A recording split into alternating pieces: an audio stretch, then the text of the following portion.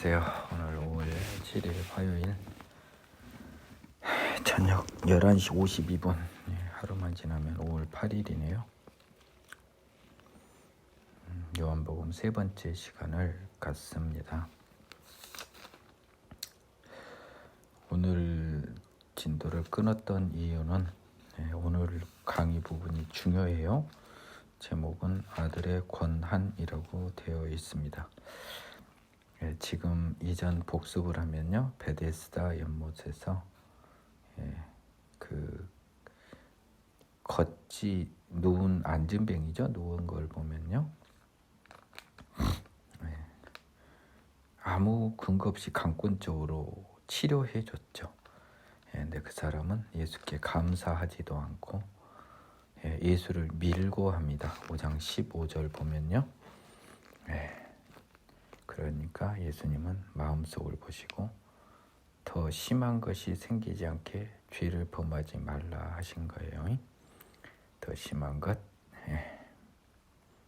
뭡니까? 결국 멸망을 지옥으로 가는 것이 누워있는 것보다 이 세상에 안진뱅이한테 더 심한 게 뭐가 더 생기겠습니까? 사탄의 영원한 먹잇감이 되지 않도록 죄를 짓지 말라고 한 것입니다. 죄를 바로 짓네요. 15절 보면.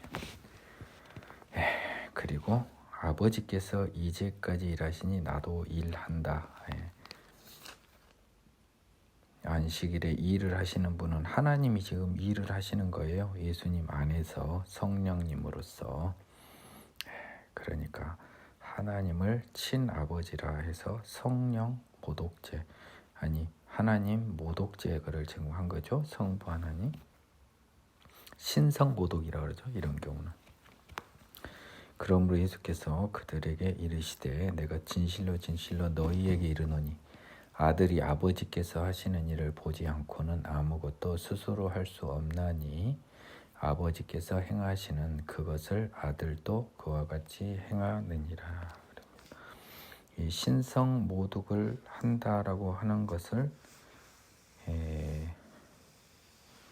그 이유로요, 죽이고자 하는 것을 알고 계시면서도 이 말씀을 지금 하시는 겁니다. 그들 앞에서. 아버지께서 행하시는 것을 아들도 그와 같이 행한다. 아들과 아버지가 같다라는 유대 관념에 비춰보면 예수님도 하나님인 거죠. 그리고 아들이 아버지께서 하시는 일을 보지 않고는 아무것도 스스로 할 수 없다라고 함으로써요, 아버지와 자기는 하나라는 것입니다. 아버지께서 아들을 사랑하사 자기가 행하시는 것을 다 아들에게 보이시고라고 합니다.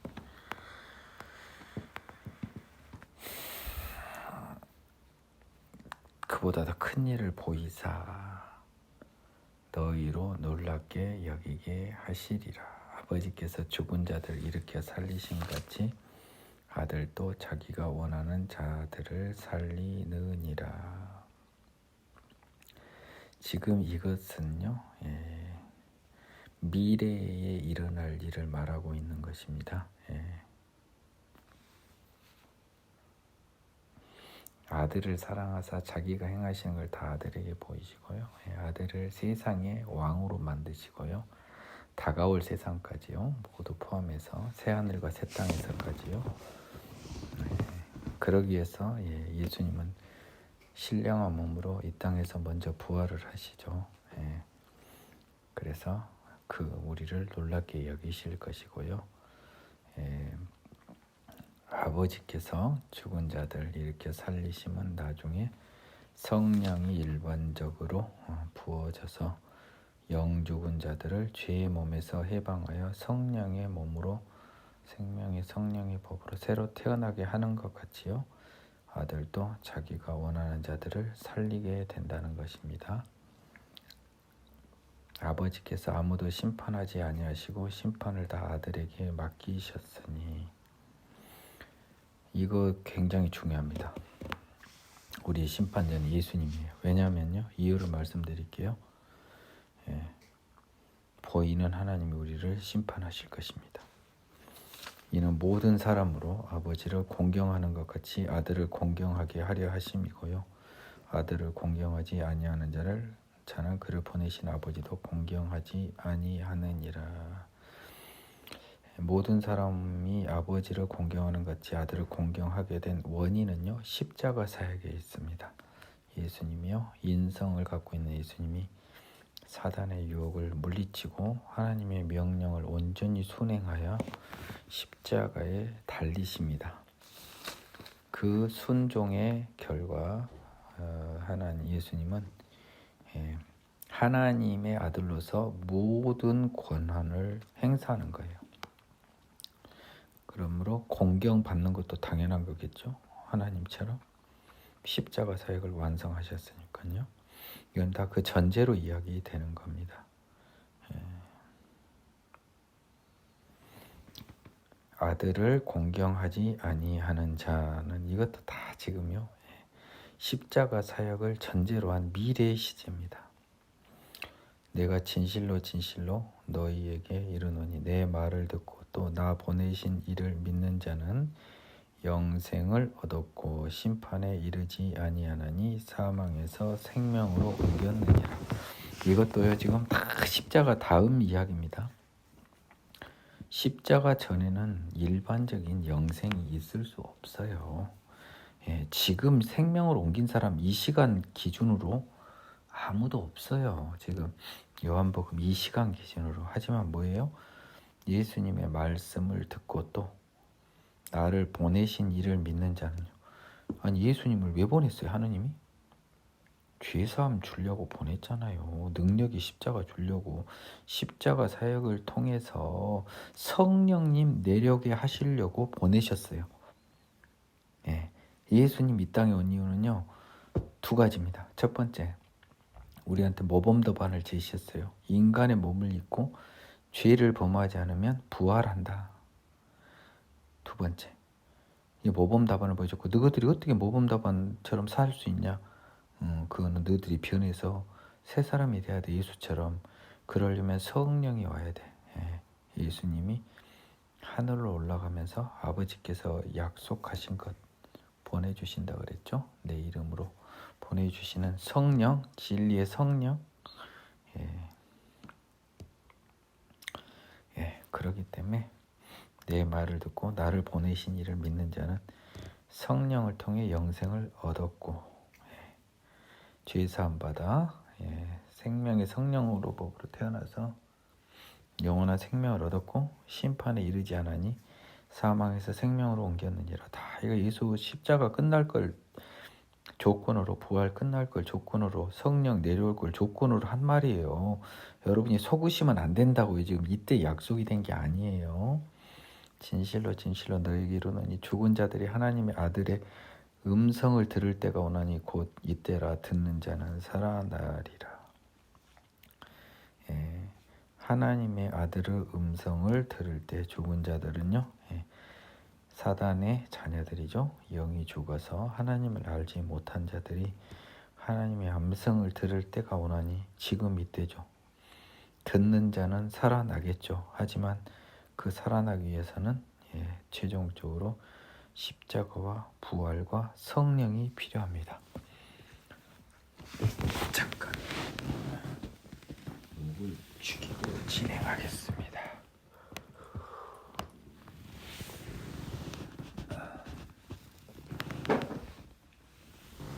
아버지께서 자기 속에 생명이 있음 같이 아들에게도 생명을 주고 그 속에 있게 하셨고, 자기 속에 생명이 있음 같이. 아니, 아버지 속에 생명이 있는 거 당연한데 생명이 있으면 뭐예요? 생명을 줄 수 있는 거죠. 그걸 말하는 겁니다. 아버지가 생명을 주실 능력이 있는 것처럼 아들도 생명을 줄 수 있다라고 하는 겁니다. 여러분 속에 생명이 있습니까? 없죠. 우리는 없어요. 육적 생명밖에 없어요. 영적 생명은 우리가 받는 겁니다. 또 인자됨으로 말미암아 심판되는 권한을 주셨느니라. 오늘은 제가 여러분에게 Son of Man이라는 인자라고 하는 것을 잠깐 풀어드려야 될 것 같아요. 예수님이 자신을 인자라고 하는 것을 여러분 굉장히 제가 고민을 해봤는데 오늘 풀어드려야 될 것 같아요. 영어로 Son of Man에는 Son도 대문자를, Man도 대문자를 썼습니다. 그냥 어떤 사람의 아들이 아니라요, 총칭된 인간의 아들이라고 됐어요. Son도 대문자 S가 영어 성경을 보면 돼요. 제가 한번 봐드릴게요. 요한복음 5장 27절.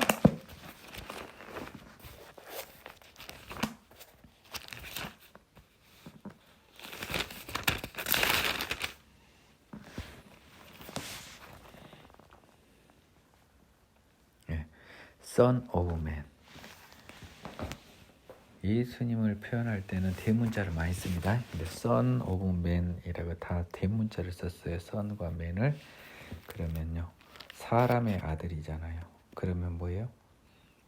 사실은 예수님이잖아요. 그분이. 그러면 뭐예요? 하나님이 당초 계획했던 사람의 모습이 바로 예수라는 겁니다, 여러분. 이거 겁나 중요한 겁니다. 제가 순간 뇌압을 느낍니다.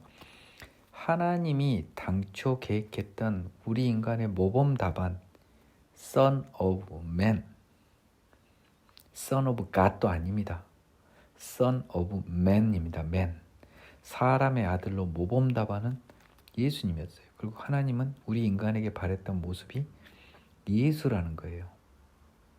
예수처럼 우리도 돼야 되는 것으로 해서 제가 자꾸 예수를 모범 답안이라고 한 이유가 Son of Man으로 표현되고 있기 때문이에요. 제 말씀은 굉장히 수준이 제 이하 이 부분 언급은 좀 수준이 좀 있는 건데요. 받으실 수 있는 분만 받으십시오. 인자라는 표현은 그래서 뭐라고 해석하면 되냐면 하나님이 원하는 사람이라고 해석하면 돼요.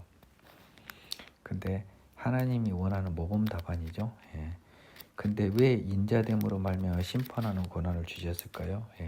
하나님이 인간의 모습으로까지 나다지셨잖아요. 그리고 인성을 가진 그분이 십자가 사역을 완성하셨잖아요. 그것이 인자입니다.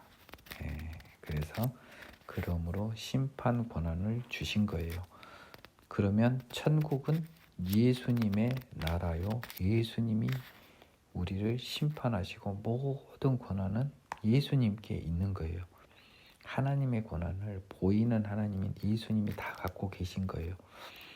하나님이시다니까요. 우리한테는 보이는 하나님. 이를 놀랍게 여기지 말라. 무덤 속에 있는 자가 다 그의 음성을 들을 때가 오나니. 죽는 자는 지금 심판을 이야기하니까요. 죽은 자가 다 그의 심판 때에 설 때가 오죠. 선한 일을 행한 자는 생명의 부활로, 악한 일을 행한 자는 심판의 부활로 나오리라. 선한 일을 행하고 악한 일을 행하는 게 나중에 바울의 서신서를 보면요, 예수께서 알고 정하고 부르셔서 생명의 성령의 법을 받는 자, 죄사함의 십자가를 받아내는 자들은 결과적으로 선한 일을 행할 수밖에 없고, 그렇지 못한 사람은 결과적으로 악한 일을 행할 수밖에 없는 것이에요. 내가 아무것도 스스로 할 수 없노라. 듣는 대로 심판하노니 나는 나의 뜻대로 하려 하지 않고 나를 보내신 이의 뜻대로 하려 함으로 내 심판은 의로우니라 라고 했습니다. 나쁘게 표현하면요, 예수님은 하나님의 아바타예요. 아바타. 나쁘게 표현하면, 좋게 표현하면 그냥 보이는 하나님이에요. 그분이 말씀하시는 것도 하나님이 말씀하시는 겁니다. 하늘나라에서는요. 이제 예수님의 인성은요, 사라졌습니다. 예수님은 인간의 몸으로 온전히 율법을 지켜 순종하고 죄 없이 살고 하나님 말씀에 순종함으로써 인성으로 필요한 모든 부분은 우리에게 보여주셨고 이루어내셨다고요. 내가 만일 나를 위하여 증언하면 내 증언은 참되지 아니하되 나를 위하여 증언하시는 이가 따로 있으니 나를 위하여 증언하시는 그 증언이 참인 줄 아노라. 너희가 요한에게 사람을 보내매 요한이 진리에 대하여 증언하였느니라. 진리 예수 그리스도에 대하여 증언을 하였죠. 내 뒤에 오시느니 그러나 나는 요한과 같은 사람에게서 증언을 취하지 아니하노라. 다만 이 말을 하는 것은 너희로 구원을 받게 하려 함이니라. 요한은 켜서 비추이는 등불이라. 너희가 한때 그 빛에 즐거이 있기를 원하였거니와. 요한은요, 우리에게 그 빛과 소금이 되라고 할 때 그 빛전음이요, 뭘 비추는 등불인데요. 그 빛은 예수님을 비추는 등불이었죠. 내게는 요한의 증거보다 더 큰 증거가 있으니 아버지께서 내게 주사 이루게 하시는 역사 곧 내가 하는 그 역사가 아버지께서 나를 보내신 것을 나를 위하여 증언하는 것이요. 증언은 증인이 하는 거잖아요. 그렇죠? 그러면 요한이라고 하는 증거가 하나 있었어요.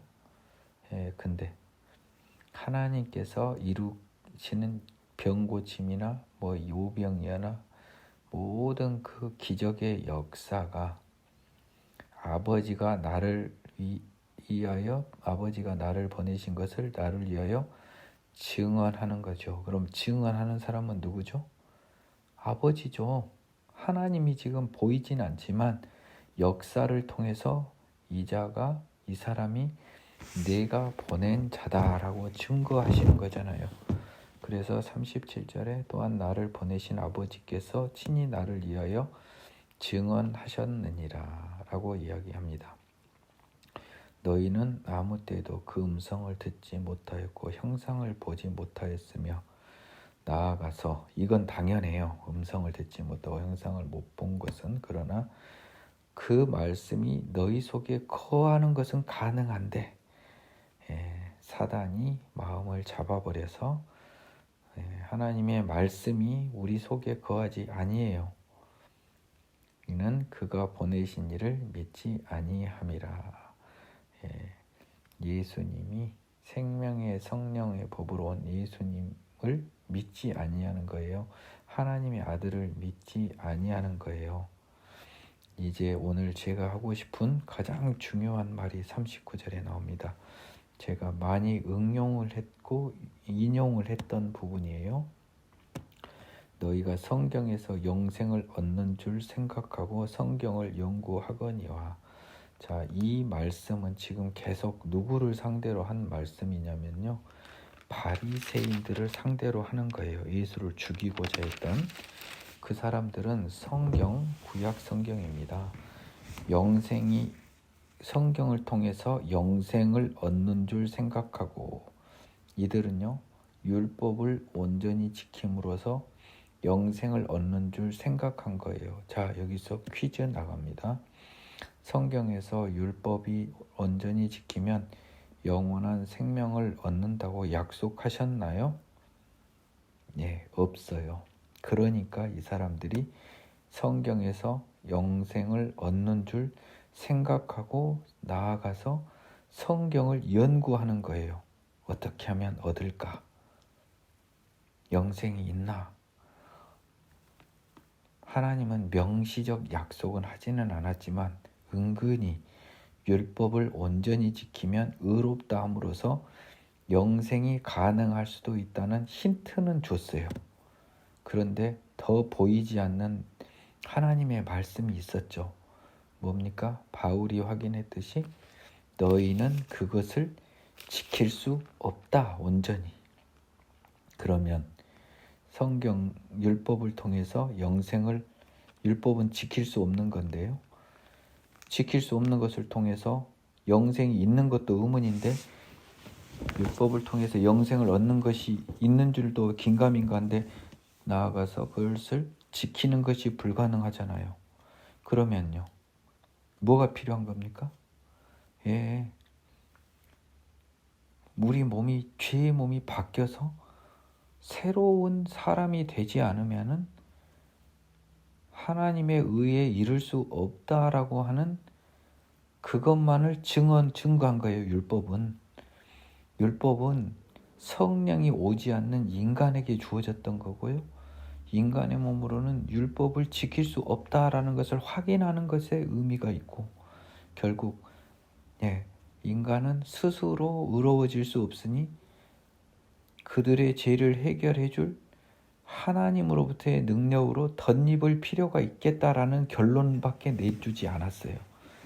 그러면 무엇을 이야기했습니까? 곧 메시아, 죄사함을 주는 그리스도에 대하여 증언하는 것이 돼버린 겁니다. 결국 율법은 그리스도의 필요성만을 결론 내어주고 그 역할을 하고 역사 속에서 퇴장하죠. 예수의 등장과 함께. 이것을 말씀하고 있는 것이 바울의 로마서 등 서신서입니다. 받을 분만 받으세요. 그러나 너희가 영생을 얻기 위하여 내게 오기를 원하지 아니하는도다. 왜? 율법을 통한 의를 계속 추구하니까 안 되는 줄 모르고 위선으로 율법의 10번째 계명 탐심은 영원히 해결할 수 없는데 그것까지 온전히 나아가지 못하고 나머지 지키기 쉬운 것만 가지고 지켰다고 착각을 하면서 자신들의 더러운 탐심을 죄로 보지 않고 어이없는 율법을 통한 의를 구했던 겁니다. 나는 사람에게서 영광을 취하지 아니하노라. 다만 하나님을 사랑하는 것이 너희 속에 없음을 알았노라. 나는 이 죄인들에게서, 사람은 죄인이죠. 그들에게서 어떠한 것을 취하려고 하지 않아. 다만 하나님을 사랑하는 것이 너희 속에 없음을 알았노라.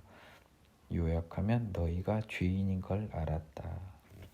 나는 내 아버지의 이름으로 왔음에 너희가 영접하지 아니하나 만일 다른 사람이 자기 이름으로 오면 영접하리라. 나는요 하나님의 이름으로 왔지만 너희가 영접하지 아니하였어요. 내가 하나님의 이름으로 왔다는 것은 알고 있는 사람은 나밖에 없죠. 그렇죠? 유대인들이 하나님이 아들로 왔다면 영접하지 아니하였을까요? 영접했겠죠. 하나님을 믿는 애들인데 하나님을. 그런데 그들은 그 사실을 인정하지 않았습니다. 그런데 다른 사람이 하나님의 이름이 아니라 자기 이름으로, 하나님의 이름이 아닌 다른 사람이 자기 이름으로 오면 그냥 인정한다는 겁니다. 영접한다는 게. 믿기니까. 아니 내가 딱 여러분 앞에 가서요, 내가 하나님의 아들로 왔다 그러면 여러분들 나 믿을 거예요. 하지만 제가 저 민기영 전도사입니다. 저 민기영 변호사입니다 하고 법정에 가면 판사님이 민기영 변호사님 오셨어요? 라고 한단 말이에요. 우리 대학원에서는 민기영 전도사님이라고 한단 말이에요. 근데 나같이 똑같이 생긴 사람이 하나님 이름으로 왔다고 한다면 영접할 수가 없죠. 그래서 너희들은 눈에 보이는 것만 인정하고 눈에 보이지 않는 것은 인정하지 않는다라는 말입니다. 그래서 너희는 서로 영광을 취하고 유일하신 하나님께로부터 오는 영광은 구하지 아니하니 어찌 나를 믿을 수 있느냐. 서로 영광을 취하고, 이것은요 서로라는 말에 주의를 하십시오. 영광은 하나님으로부터 받아야 되는데 인간들로부터 영광을 취해요. 위선으로. 아유 베냐민 똑똑해, 의로워. 아이고 므낫세 의로워. 아이고 우리 오베데돔 뛰어나, 하나님의 아들이야. 인간의 영광을 취하고 유일하신 하나님께로부터 오는 영광은 구하지 않았어요. 왜냐고요? 10계명의 10번째 계명을 외면하고 위선으로 지켰다고 했으니까. 그러니 너희가 죄인임을 알지 못하잖아요. 서로 영광을 취해버렸으니까. 인간의 영광을 취해버려. 하나님께 오는 영광은 구할 받지 못할 게 뻔한데 그건 눈을 닫아버리고 사단이 눈을 감겨버리니까 서로 잘했군 잘했어 하면서 10계명의 10번째 계명에 눈을 감고 나머지 것도 전부 위선적으로 지키면서 의를 이뤘다고 서로 영광을 취했습니다. 이 사람들한테, 의로운 사람들한테 메시아가 필요할까요? 죄인이 아닌데 어찌 나를 믿을 수 있겠습니까? 나중에 십자가에 죽었다 부활해도 어찌 믿겠어요? 메시아를. 필요 없는데 내가 너희를 아버지께 고발할까 생각하지 말라. 너희를 고발하는 이가 있으니 곧 너희가 바라는 자 모세니라. 모세를 믿었더라면 또 나를 믿었으리니 이는 그가 내게 대하여 기록하였음이라. 그러나 그의 글도 믿지 아니었거든 어찌 내 말을 믿겠느냐 하십니다. 모세가 우리를 그러니까 바리새인들을 고발한답니다. 모세는요 그 선지자의 말을 따르라라고 했습니다. 그 선지자가 예전에는 여호수아인 줄 알았더니 결국은 예수였던 거죠. 그러면 모세의 오경에 나왔던 그 말을 믿었다면요, 그 선지자라고 하는 것이 이제 왔어요. 메시아로 왔습니다. 근데 모세를 진정으로 믿었더라면 나를 믿었을 거예요. 왜냐하면 모세가 너희는 나 죽으니까 이제 나중에 나 같은 선지자, 그 선지자를 믿으라고 했단 말입니다. 그런데 그 글도 그다음에 신명기로 알고 있는데요. 잠깐만요. 한번 찾아보겠습니다. 인용은 안 돼 있어서 제가 한번 찾아보겠습니다.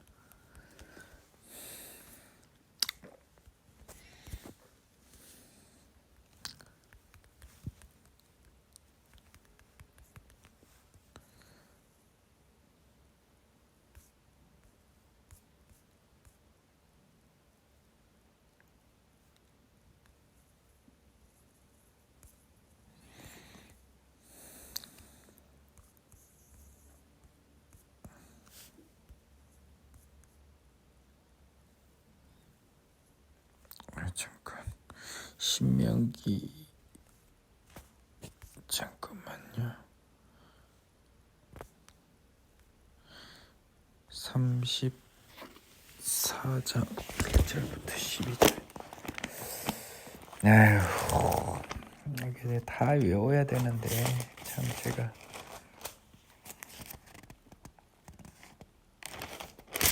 아니 그게 아니죠.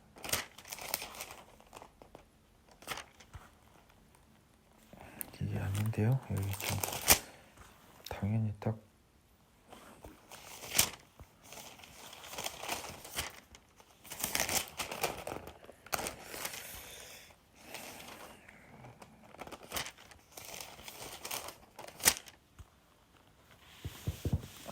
잠깐만요. 이런 걸로 참 아까운 시간을 쓰고 있네요. 18장 15절부터 22절.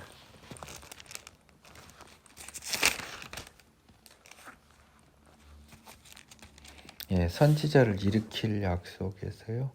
나와 같은 선지자 하나를 일으키려니까 신명기 18장 15절 이하입니다.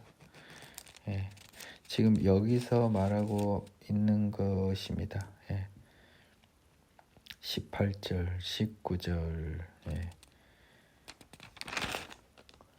만일 선지자가 있습니다. 이렇게 해서 20절까지 그 선지자, 이게 사실은 예수였던 거예요, 여러분.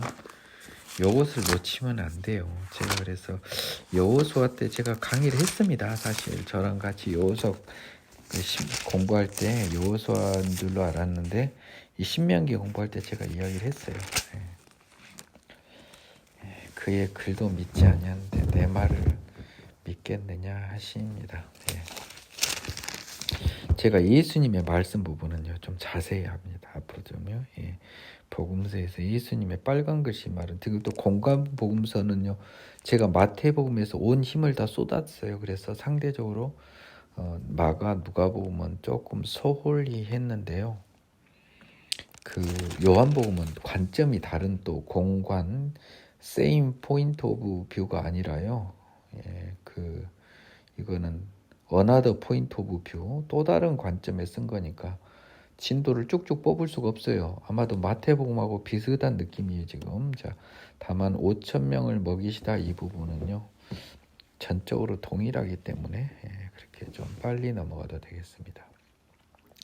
그 후에 예수께서 디베랴의 갈릴리 바다 건너편으로 가시니 큰 무리가 따르니 이는 병자들에게 행하시는 표적을 보았음이러라. 먼저는 병의 표적 때문에 무리가 따랐네요. 병 고침의 표적 때문에 예수께서 산에 오르사 제자들과 함께 거기 앉으시니 마침 유대인의 명절인 유월절이 가까운지라 라고 이야기했습니다. 그래서 벌써 유월절이 2번 언급이 되죠. 그렇죠?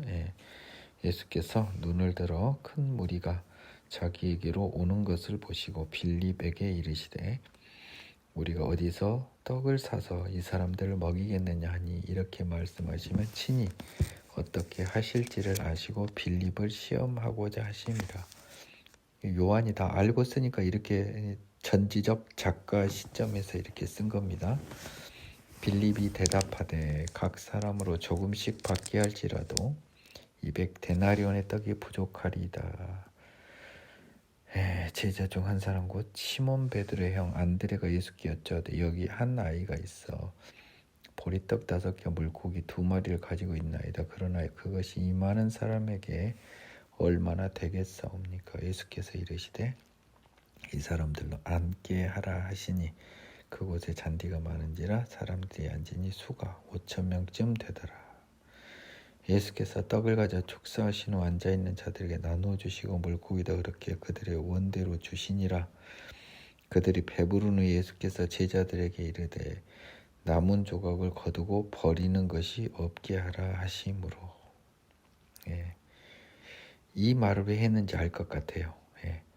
우리들이 뭐 헛것 본 거 아니야? 라고 설마 생각할까 봐 증거 삼으려고 남겨두라고 하신 것 같아요. 이에 거두니 보리떡 5개로 먹고 남은 조각이 12바구니에 찼습니다. 7광줄인가 8광줄이 또 헷갈리네요. 그 사람들이 예수께서 행하신 나중에 그 4,000명 먹인 거예요. 행하신 표적을 보고 말하되 이는 참으로 세상에 오실 그 선지자라 하더라. 모세 오경에 나왔던 신명기의 그 선지자. 그 정도밖에 생각할 수 없잖아요. 엘리사 선지자도요. 엘리야 선지자도 죽은 자 살리고 오병이어 비슷한 거 했습니다. 여러분 11기 때 보셨잖아요. 저 엘리사 선지자가 저거 했잖아요. 저 선지자 제자 중에 하나가 일찍 죽어버려서 마누라고 해서 이들밖에 없으니까 그냥 기름 계속 그냥 담아서 끝도 갓도 없이 나와붙지 않습니까? 또 뭐 어디 또 적은 양의 음식 갖고요 한 5천 명은 아니어도 몇백 명 먹은 기적이 엘리사 때 나와요. 열왕기서에 보면. 그래서 그 선지자라 하더라. 그러므로 예수께서 그들이 와서 자기를 억지로 붙들어 임금으로 삼으려는 줄 아시고 다시 혼자 산으로 떠나가시니라. 아니 지금 난리 났죠. 지금 선지자 중에 보통 선지자가 아니지 않습니까? 사이즈가 벌써 5천 명이 먹어버렸는데요. 그래서 저물매 바다에 내려가서 제자들이 바다에 내려가서 배를 타고 바다를 건너 가버나움으로 가는데, 그러니까 디베랴에서 지금 오병이의 기적이 있었던 거예요. 그랬더니 끝나고 이제 가버나움은 좀 반대편인가 봐요. 배 타고 갈릴리 호수가 막고 있어서 삥 돌아가야 되나 봐요. 가버나움과 디베랴가. 바다는 바로 가나 봅니다. 그래서 이미 어두웠고 예수는 아직 그들에게 오시지 아니하시고요. 제자들만 디베랴에서 가버나움으로 가는데 큰 바람이 불어 파도가 일어나더니 제자들이 노를 저어 12여리쯤 가다 예수께서 바다 위로 걸어 배에 가까이 오심을 보고 두려워하거늘 그 유령인 줄 알았다고 했어요. 이르시되 내니 두려워하지 말라 하신데 이에 기뻐서 배로 영접하니 배는 곧 그들이 가려던 땅에 이르렀더라. 중간에 베드로가 막 빠지고 막 난리도 아닌 것이 다른 공간복음서에 나왔죠. 그 이튿날 바다 건너편에 서 있던 무리가 배 한 척 외에 다른 배가 거기 없는 것과 또 어제 예수께서 제자들과 함께 그 배에 오르지 아니하시고 제자들만 가는 것을 보았더니 그러나 다베라에서 배들이 주께서 축사하신 후 여럿이 떡 먹던 그곳에 가까이 왔더라. 어차피 다베라에서 떡 먹던 곳과는 얼마 되진 않대요. 가까운 곳이에요. 배가 2대 있었고요. 제자들이 끌고 갔고 한 대는 있으니까 예수님은 건너가면 안 되는 거죠. 근데 예수님이 건너와 있는 거예요. 무리가 거기에 이제 봅니다. 이제 이 사람이 예수도 안 계시고 제자들은 어제 배 타고 간 걸 알았잖아요.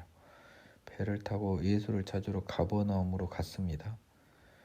건너편에서 라비어 언제 여기 오셨나이까 하는 거예요. 아니 당신은 제자라더라고 배를 타고 안 갔고요.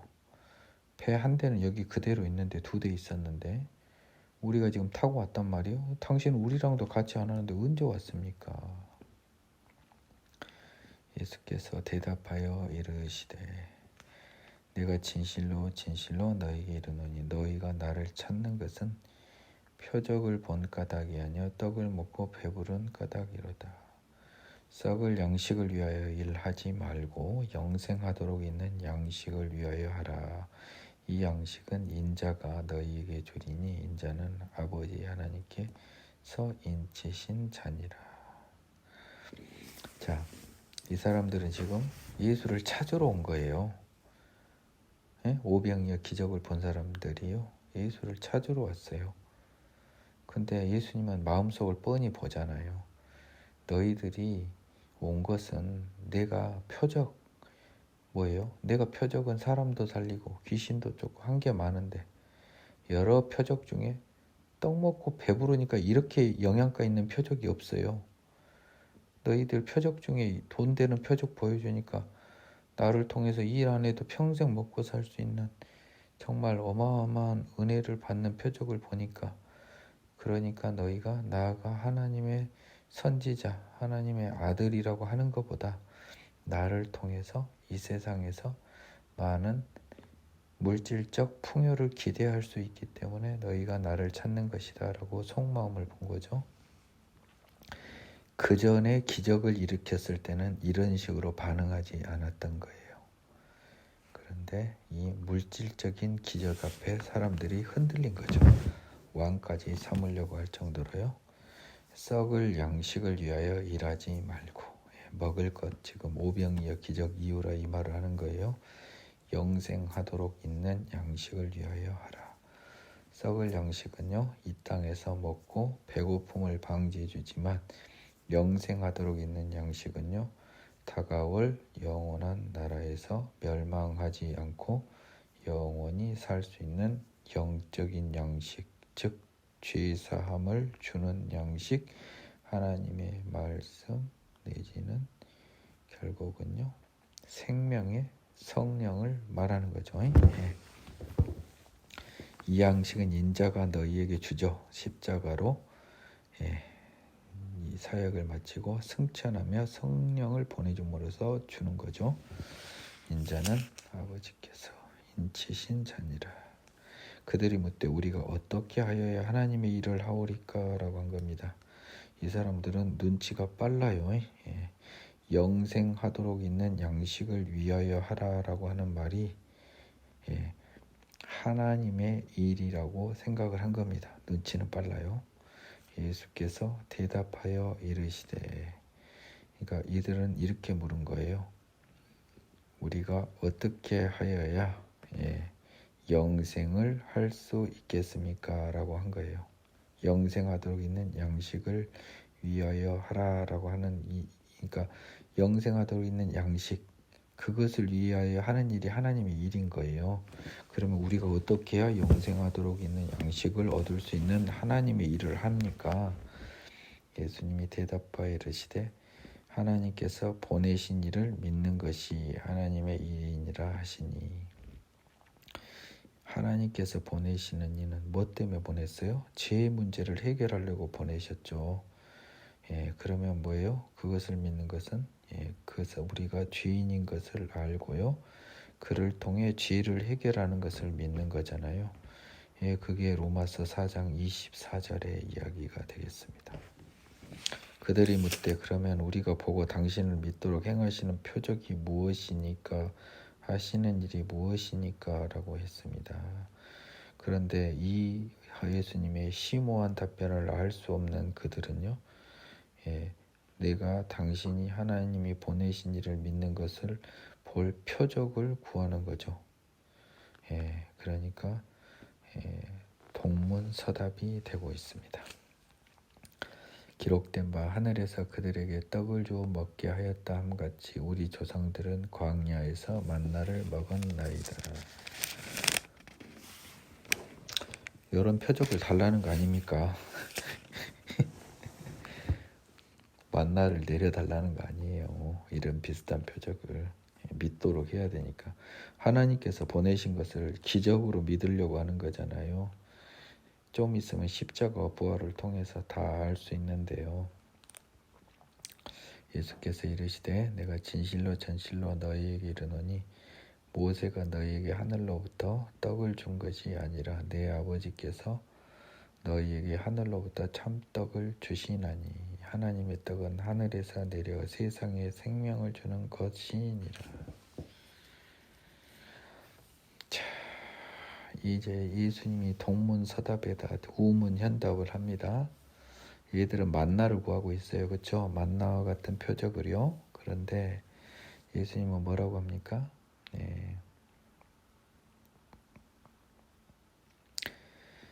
너희에게 이르노니요 모세가 너희에게 하늘로부터 떡을 준 것이 아니었죠. 하느님이 주신 거였잖아요.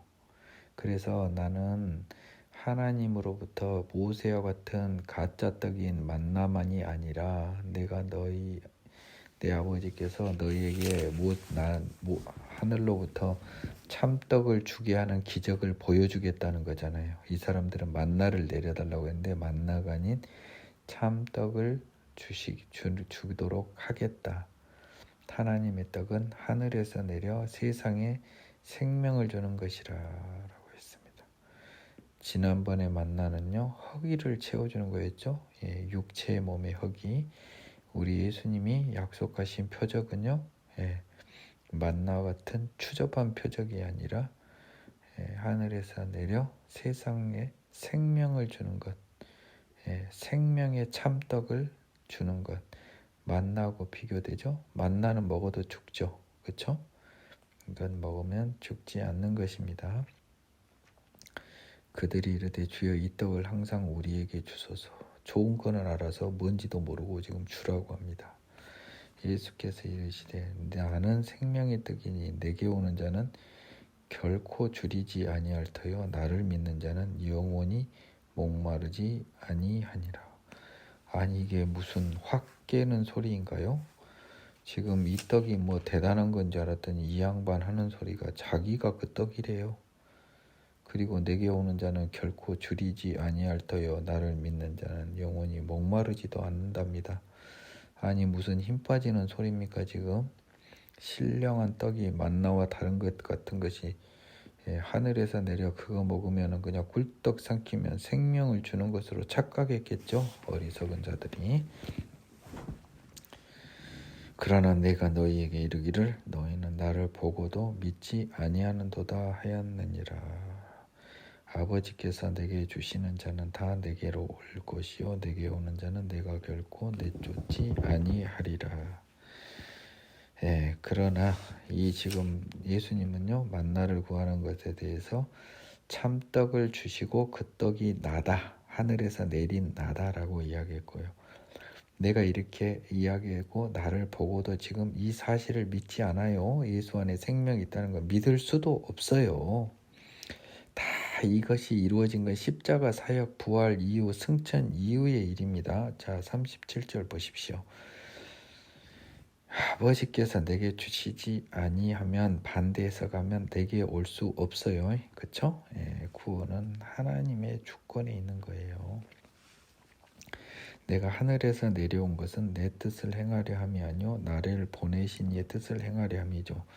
예수님은 지금 본인이 하늘에서 내려온 참떡, 생명을 주는 떡인데 자기가 이 생명의 떡으로 내려온 것은요 내 뜻이 아니고 하나님의 뜻이라는 겁니다.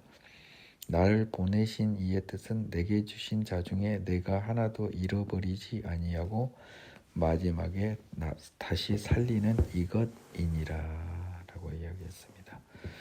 하나님의 뜻은요 37절에서 먼저 정하여 주신 거잖아요. 아버지가 내게 주셔야 예수님께 올 수 있어요.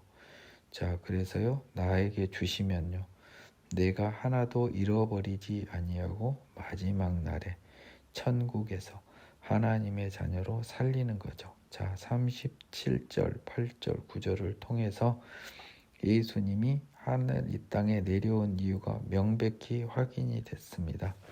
하나님이 정하고 알고 정하고 부르신 자들이 하나님 나라에서 다시 살아나서 새하늘과 새 땅에서 하나님의 백성 자녀가 되게 하는 것, 그것을 위해서 예수가 온 거예요. 그 사람들 골라가려고.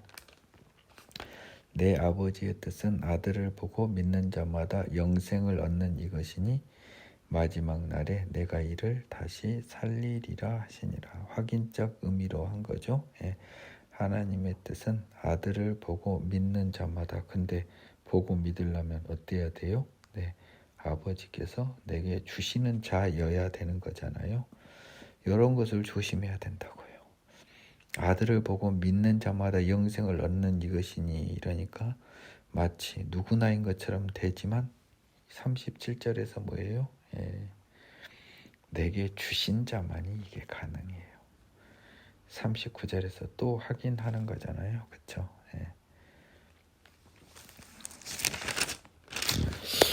시간이 여기까지 하고 끝날 것 같네요. 6장까지. 자기가 하늘에서 내려온 떡이라 하심으로 유대인들은 예수에 대하여 수군거리 이르되, 아니 봐보세요. 지금 만나를 구했더니 하늘로부터 내려온 떡 이야기해서 잔뜩 기대했더니 자기가 그 떡이래. 이렇게 힘을 쭉 빼버리고 말이지. 지는 지금 뻔히 갈릴리 요셉의 아들 예수인데 그 부모를 우리가 아는데 아버지는 요셉, 엄마는 마리아. 자기가 지금 어찌하여 하늘에서 내려왔다느냐. 이런 진짜 정신병자도 따로 없죠. 예수께서 대답하여 이르되 너희가 서로 수군거리지 말라. 머릿속을 훤히 보시니까요. 나를 보내신 아버지께서 이끌지 아니하시면 아무도 내게 올 수 없으니 오는 그를 내가 마지막 날에 살리리라. 다시 살리리라. 37절 39절에 따라 44절에서 확인사살 3중 확인사살 들어가죠. 하나님께서 이끌지 아니하면 아무도 내게 올 수 없어요. 여러분 슬프지만 어쩔 수 없는 사실입니다. 저는 이것을 너무 많이 확인하고 있습니다. 선지자가 그래 그들이 다 하나님의 가르치심을 받으리라 기록되었은즉 아버지께 듣고 배운 사람마다 내게로 오느니라. 이사야 54장 13절.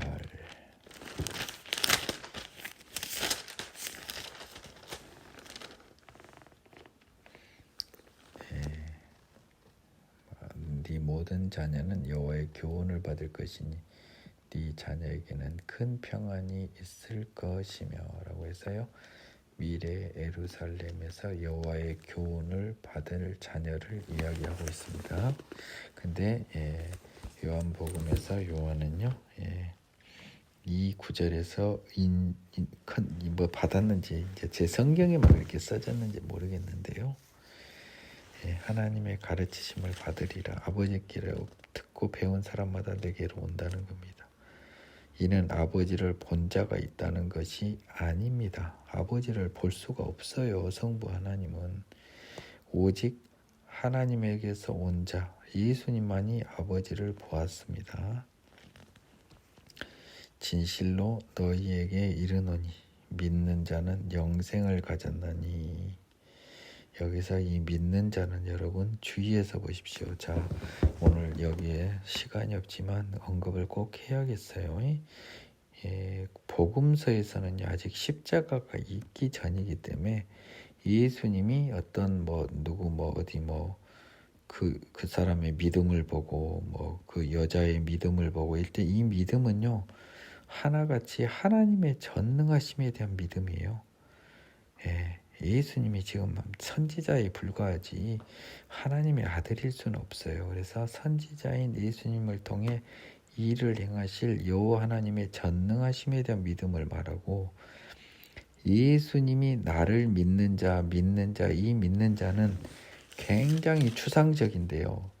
예수님을 믿는다는 것이 뭐냐라고 하는 것은 바울이 로마서 4장 24절에서 설명을 했던 거예요. 예수님을 믿는 자는 복음서에서는 해석이 안 돼요. 예수님이 말한 나를 믿는 자는 그 해석은 예수님이 바울을 통해서 서신서로 해주시는 거예요. 그러니까 믿는 자는 영생을 가졌느냐는 바울 서신서하고 똑같이 해석해야 합니다. 죄사함 받아 새롭게 되는 자는 영생을 가졌어요. 내가 곧 생명의 떡이죠. 영생. 예수가 생명의 떡이에요. 죄사함 받아 새롭게 하는 것을 가능한 떡은 예수라는 겁니다. 십자가죠. 그래서 제가 능력의 십자가라고 하는 거예요. 너희 조상들은 광야에서 만나를 먹었어도 죽었어요. 결국은 그렇잖아요. 이는 하늘에서 내려오는 떡이니 이는요 예수 그리스도, 내가 생명의 떡이라고 했으니까 하늘에서 내려오는 떡. 만나는 하늘에서 안 내려왔나요? 그런데요 광야에서 만나를 먹는 것은 이슬이 변하여 가시같이 되었던 거죠. 하늘에서 내려온 물이긴 하지만, 근데 예수님은요 하나님으로부터 내려오는 떡이니라고 하는 게 좀 더 정확하겠어요. 하나님이 내려주신 떡이니, 이 하늘을 스카이라고 해석하면 만나랑 차이가 없어요. 하나님으로부터 내려오는 떡이니 사람으로 하여금 먹고 죽지 아니하게 하는 것이니라. 나는 하늘에서 내려온 살아있는 떡이다. 여기에 느낌이 강하게 오죠. 이 만나와 같은 무생물의 떡이 아니고 어떤 물질이 아니고 살아있는 움직이는 떡이다. 사람이 이 떡을 먹으면 영생하리라. 자, 이 떡은 결국 언제 확인되죠? 바울 서신서에서 확인돼요. 십자가 부활이 다 끝나야 확인돼요. 따라서 예수님의 이런 모든 말씀들은, 자신에 대해서 하신 말씀들은 십자가와 부활과 승천이 다 있어야 이루어지는 말들입니다. 여러분들이 이 부분을 놓치면 안 되겠어요. 지금 현재는 소련말도 이런 소련말이 없어요. 참 알아듣기 힘든 말입니다. 자, 그런데 요한이는 왜 이것을 썼어요? 요한이 이걸 썼을 때는 예수 죽고 십자가의 부활 승천이 다 있은 뒤니까 이것을 쓴 겁니다. 따라서 예수님이 하는 말은 이 당시 기준으로는 제자들이 몰랐을 거예요. 요한은 나중에 안 겁니다. 사람이 이 떡을 먹으면 영생하리라. 내가 줄 떡은 곧 세상의 생명을 위한 내 살이니라 하시니라. 결국은 십자가가 설명을 해주죠. 이것을 너무 치중해서 나중에 나오지만 성찬에 너무 치중하는 것도 좀 우습긴 우스워요. 자, 보겠습니다. 그러므로 유대인들이 서로 다투어 이르되 이 사람이 어찌 능히 자기 살을 우리에게 주어 먹게 하겠느냐. 당연하죠. 이 사람들은 지금 이해가 안 가죠. 지금 살을 뜯으면 우리 식인종도 아니고. 예수께서 이르시되 내가 진실로 진실로 너희에게 이르노니 인자의 살을 먹지 아니하고 인자의 피를 마시지 아니하면 너희 속에 생명이 없느니라. 우리가 무슨 식인종이고 뱀파이어입니까? 말 같지도 않는 소리예요. 당시 기준으로.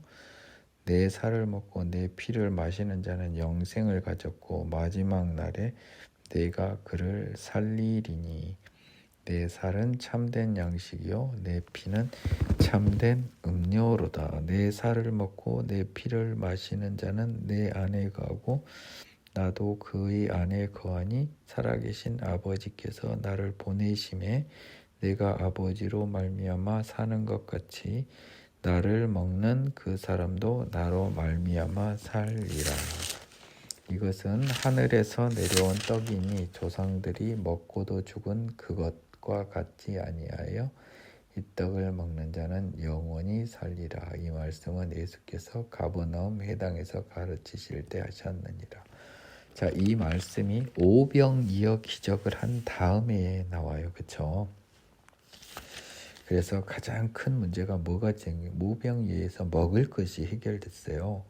그래서 이 먹을 것과 관련돼서 얘들이 큰 인사이트를 받고 예수님을 곁을 떠나지 아니하려 하고 예수님은 자꾸 자기가 하나님을 팔아먹으니까 증거를 요구했는데 그 증거를요 먹을 것으로 다시 증거를 요구해서 만나를 요구했습니다. 그랬더니 예수님은 이 만나는 먹어도 죽는 증거요 먹고 죽지 않는 참떡을 내가 표적으로 주겠다고 한 거죠. 이 표적은 결국 십자가와 부활입니다. 결과적으로는 이때는 지금 모르는 거예요. 지금 사람들은 다 이상한 말씀만 하는 걸로 봅니다. 근데 자, 여기서 살을 먹고 피를 마셔서 우리가 성찬식을 거행할 때 이 의미를 강조하잖아요. 그건 마치 뭐하고 같냐면요. 세례하고 같은 거예요. 여러분, 세례를 통해서 의미는 뭐죠? 세상에 나를 죽이는 의식이 세례입니다. 성찬은 뭐죠? 예수님의 살을 먹고 예수님의 피를 마시는 의식입니다. 그러면 그 의식이 물만 찌클면 우리가 새 사람 되나요? 그 의식은 그 마음을 먹는 것을 확인하는 거잖아요. 그러면 내가 죽은 걸 확인하듯이 예수님의 살을 먹고 피를 마시는 것은 무엇을 확인하는 것입니까? 내가 그리스도 안에 그리스도가 내 안에를 말하는 거예요. 예수가 내 안에 거하면 살을 먹고 피를 마시는 게 똑같죠. 내 살이 예수 살이고 내 피가 예수 피니까 그 말 아닙니까? 내 살을 먹어서 여러분 똥 싸라고 하는 게 아니고 여러분 살이 예수 살처럼 되고 여러분 피가 예수 피처럼 거룩해지라는 겁니다. 그리스도가 내 안에 내가 그리스도 안에 생명의 성령의 법으로 태어나라는 것이지요. 그것을 위한 세리머니가 성찬식인 거예요.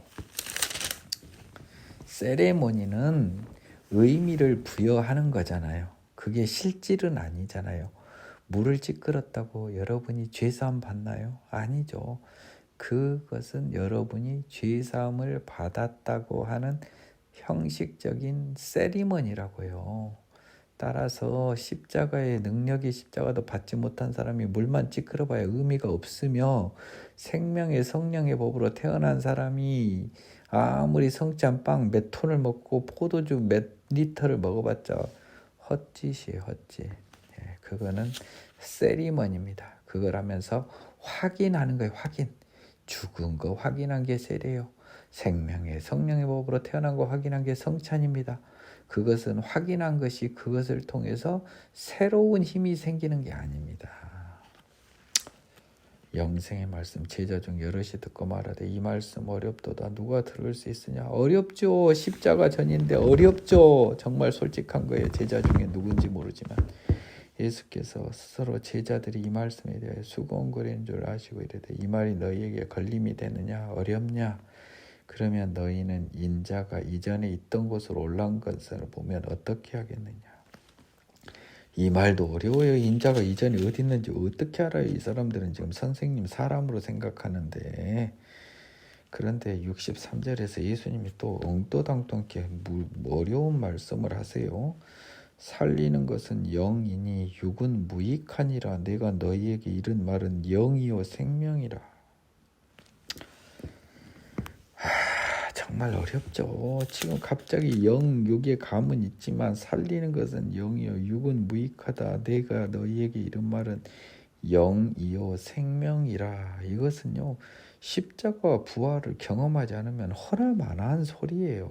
요한은 지금 이걸 경험하고 썼고요. 그 당시에 이 말이 굉장히 어려웠을 겁니다. 살리는 것은 영입니다. 생명의 성령이죠. 이 말이요. 내 몸 육신 다 썩어 이 땅에 놓고 가잖아요. 결국 부활할 때는요. 생명의 성령 때문에 우리가 부활하고 신령한 몸으로 부활한 거잖아요. 그래서 내가 너에게 이른 말은 영이죠. 성령을 말한 거예요.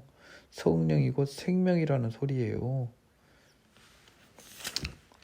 이 무슨 똥단지 같은 구름 잡는 소리인 이것이 실제고 힘이 되는 그게 기독교입니다. 그러나 너희 중에 믿지 아니하는 자들이 있느니라 하시니 이는 예수께서 믿지 아니하는 자들이 누구며 자기를 팔 자가 누구인지 처음부터 아심이리라. 사람 마음속을 다 아니까요. 이 말이 안 믿긴 애들이 많아요. 대부분 안 믿겠어요. 사실은 제자들이 뭘 믿겨요. 또 이르시되 그러므로 전에 너희에게 말하기를 내 아버지께서 오게 하여 주지 아니하시면 누구든지 내게 올 수 없다 하였노라 하시니. 자, 이 말이 몇 번 나왔습니까 오늘? 몇 번 나왔어요? 44절에 나왔죠. 65절, 44절, 37절, 39절에 다 나왔어요. 결국은 하나님의 주권을 다시금 예수님이 계속 확인하고 있는 거예요. 그때부터 그의 제자 중에 많은 사람이 떠나가고 다시 그와 함께 다지지 아니하더라. 긴가민가 한 사람이 단데 그 중에 일부는 해도 너무하다. 우리 선생님 정신병자다 하고 대부분 떠나갔어요. 근데 하나님의 강권적 부르심을 받은 12제자는요. 하나님의 강권적인 부르심 때문에 지금 못 간 거예요. 너희도 가려느냐. 시몬 베드로가 대답하되 주여 영생의 말씀이 주께 있사오니 우리가 누구에게로 가오리까. 우리가 주는 하나님의 거룩하신 자인 줄 믿고 알았사옵나이다. 이 말은 베드로가 한 말이 아니고요. 이 말은 성령이 한 거라고 다른 공간 복음서에서 분명히 이야기하고 있죠. 베드로의 고백, 그렇죠? 빌립보 가이사랴인가 그랬죠? 내 기억에. 그랬습니다. 그래서 강권적인 하나님의 개입으로 12제자는 남아요. 왜냐하면 이들은 전해야 되거든. 부활의 증인이 돼줘야 돼. 이상한 말씀 정신병자 같은 선생님이라고 다 도망가 버리면 어떻게 돼요? 그래서 강권적으로 12명의 제자가 은혜 속에 남게 됩니다. 예수께서 대답하시되 내가 너희 12를 택하지 아니하였느냐. 그러나 너희 중에 한 사람은 마귀니라 하시니 이 말씀은 가룟 시몬의 아들 유다를 가리키심이라. 그는 12 중에 하나로 예수를 팔 자라라. 이거 뭐 다 예수가 아니 요한이가 다 끝나고 확인하고 쓴 거니까 이 말을 쓴 거죠. 요한이. 오늘은 그 요한복음 오늘도 이제 나름 열심히 달려왔는데요. 결국은 열심히 해봤자 6페이지도 채 못하네요. 특히 예수님이 말씀이 있는 부분은 진도가 쉽게 못 나갑니다. 이 요한복음은 우리가 거저 먹을 수가 없어요. 제가 마태복음에 드렸던 공하고 비슷한 공이 들어갈 수밖에 없어요. 여러분들이 요한복음의 은혜 속에 푹 빠져서요. 하나님, 예수님이 하나님인 것을 머리가 아닌 마음으로 하나님의 주시는 능력으로 고백될 수 있어야 돼요. 여러분이 하나님께서 이게 우리가 계속 공부했죠. 아버지께서 오게 하여 주는 아버지께서 알고 정하고 부르신 자로 확인되기를 진심으로 기원하면서요. 오늘 강의 마칩니다. 수고하셨습니다.